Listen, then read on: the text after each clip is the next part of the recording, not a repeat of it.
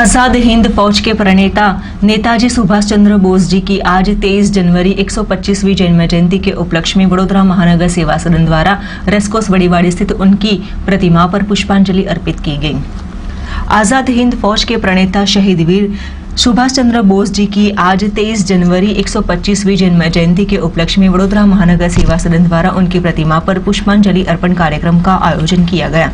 नेताजी सुभाष चंद्र बोस का जन्म 23 जनवरी 1897 उड़ीसा के कटक शहर में हुआ था, जहां वे एक कायस्थ परिवार में उनका जन्म हुआ। उनके पिता का नाम जानकी नाथ बोस और मां का नाम प्रभावती था। वहीं भारत देश की आजादी की लड़त में सुभाष चंद्र बोस यानी कि नेताजी का महत्वपूर्ण हाथ रहा है। नेताजी ने 5 जुलाई 1943 को सिंगापुर के टाउन हॉल के सामने सुप्रीम कमांड के रूप में सेना को संबोधित करते हुए चलो दिल्ली का नारा दिया और जापानी सेना के साथ मिलकर ब्रिटिश वर्सेस कॉमनवेल्थ सेना से बर्मा सहित इम्फाल और कोहिमा के एक साथ मिलकर जमकर मोर्चा लिया। 21 अक्टूबर 1943 को सुभाष चंद्र बोस ने आजाद हिंद फौज के सर्वोच्च सेनापति की हैसियत से स्वतंत्र भारत की अस्थायी सरकार बनाई, जिससे जर्मनी, जापान, फिलीपींस, कोरिया, चीन, इटली, मांचुको आइलैंड सहित 11 देशों की सरकारों ने मान्यता दी। जापान ने अंडमान निकोबार द्वीप पर अस्थायी सरकार को दे दिए। सुभाष चंद्र बोस इन दिनों द्वीपों में गए और उनका नया नामकरण किया गया। 1944 को आजाद हिंद फौज के अंग्रेजों पर दोबारा से आक्रमण किया और कुछ भारतीय प्रदेशों को अंग्रेजों से मुक्त भी करवा लिया। कोहिमा युद्ध 4 अप्रैल 1944 से 22 जून 1944 तक लड़ा गया। एक भयंकर युद्ध के बाद जापानी सेना को पीछे हटना पड़ा और यही एक महत्वपूर्ण मोड़ सिद्ध हुआ था, जहां आज उनकी 125वीं जन्म जयंती को मनाते हुए वडोदरा महानगर सेवा सदन द्वारा शहर के रेसकोर्स सर्कल स्थित बड़ीवाड़ी के पास आए हुए उनकी प्रतिमा पर पुष्पांजलि अर्पण कार्यक्रम का आयोजन किया गया, जहां आज डिप्टी मेयर नंदाबेन जोशी के हाथों प्रतिमा पर पुष्पांजलि अर्पण करने के बाद म्युनिसिपल कमिश्नर शालिनी अग्रवाल सहित कई कॉरपोरेशन के आला अधिकारियों द्वारा प्रतिमा पर पुष्पांजलि अर्पित की गई, जहां बैंड बाजा और उसके साथ आज कॉरपोरेशन के पदाधिकारियों द्वारा पुष्पांजलि अर्पित करते हुए नेताजी सुभाष चंद्र बोस को स्मरण किया था। આજે સુભાષચંદ્ર બોસ નેતાજીની જન્મ જયંતિના ઉપલક્ષ્યમાં અમે બધા અહીંયા પુષ્પાંજલિ કરવા માટે આવ્યા છે।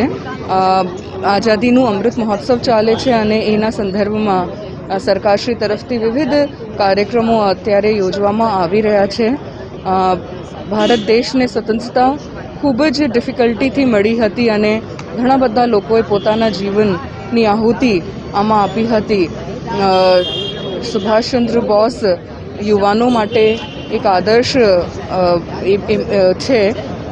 હું બધા યુવાનોને પ્રાર્થના કરું છું કે મહેનતથી, ઈમાનદારીથી અને બગैर કિસી સ્વાર્થને આપણે જો કામ કરીએ તો જીવનમાં ખૂબ સફળતા પ્રાપ્ત કરી શકીએ છીએ અને સાથે સાથે સમાજ અને દેશને પણ ખૂબ આગળ લઈ જઈ શકીએ છીએ। એટલે બધાને આ મેસેજ હું આજના દિવસે સુભાષચંદ્ર બોસ નેતાજી અને બધા સ્વતંત્રતા સેનાનીઓ એમના જીવન મૂલ્યોને પોતાના જીવનમાં ઉતારીએ અને ભારતને વિશ્વમાં ખૂબ આગળ લઈ જઈએ એવી આજે પ્રાર્થના પણ કરીએ છીએ। આજે નેતાજી સુભાષચંદ્ર બોસની જન્મજયંતિ છે। રેસકોર્સ સર્કલ પર એમના સ્ટેચ્યુએ આજે અમે પુષ્પહાર કરવા માટે આવ્યા છે।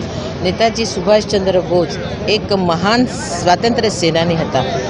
ભારતના સ્વતંત્રતા માટે, ભારતને સ્વતંત્રતા મળવા માટે એમને પોતાનું પ્રાણનું ન્યોછાવર કર્યા। જય હિન્દ ઘોષણા કરીને આખા દેશનું ધ્યાન કેન્દ્રિત કર્યું। એ બીજા કોઈ વ્યક્તિ નહીં તો બંગાળના કટક શહેરમાં જન્મેલા થોર સુપુત્ર નેતાજી સુભાષચંદ્ર બોસ હતા। એમને આઝાદીની ચળવળ શરૂ કરી।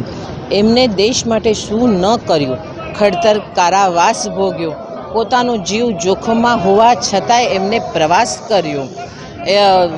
તુમ મુઝે ખૂન દો મેં तुम्हें આઝાદી દૂંગા એવા પ્રવર્તક અને પ્રભાવી ભાષણો કર્યા। ભક્તિ સાથે અને ચળવળ સાથે જોડ્યા। આ એમની દેશભક્તિ, એમનું શક્તિ, એમનું કર્તવ્ય બુદ્ધિ આ બધાને ભારત દેશના લોકો ક્યારેય નહીં ભૂલે। એમને આજના દિવસે ખૂબ ખૂબ શ્રદ્ધાંજલિ। જય હિન્દ, જય ભારત। આજે 125th બર્થ એનિવર્સરી આજના દિવસે એમને પુષ્પાંજલિ આપીને નેતાજી એટલે ભારતમાં આઝાદ હિંદનો નારો આપનાર અને मैं आपको आज़ादी दूंगी, आप मुझे खून दो, मैं आपको आज़ादी दूंगा। જે ભારતના ઇન્ડિપેન્ડન્ટ કરવાની હતી એમાં જે વિજિલન્સનો સમાવેશ કરવાનું એક એંગલ હતું, એમાં નેતાજી સુભાષચંદ્ર બોઝે ઇન્ટરનેશનલી તમામ દેશોમાંથી, આંતરરાષ્ટ્રીય દેશોમાંથી બી હેલ્પ લેવાનો પ્રયત્ન કર્યો. એકચ્યુઅલી તમે જોશો તો નેતાજીની લોકચાહના એવી હતી કે અકાળે એમનું મૃત્યુ થયા પછી, એમના ડિસએપિયરન્સ પછી બી એમની લોકચાહના એવી હતી કે લોકો એમને જીવિત જોવા માંગતા હતા. અને 1950માં તો એક રીતનું એવું વાવર હતું કે સુભાષચંદ્ર બોઝ પાછા આવ્યા. ને આજે બી આપણા વચ્ચે સુભાષજી જીવતા જ છે. અને આજે નેતાજીને યાદ કરીને એમને જે દેશભક્તિનો નારો આપ્યો છે ને જે દેશભક્તિ માટે લોકોને પ્રેરણા આપી છે, એ હંમેશા આપણા વચ્ચે રહેશે.